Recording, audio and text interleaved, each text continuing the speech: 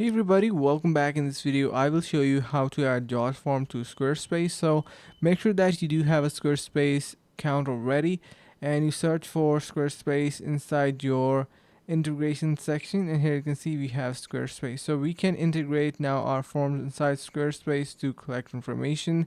Here, as you can see, now this is going to be helping you to simply get your quizzes, forms online submitted inside your Squarespace site. You can embed your form.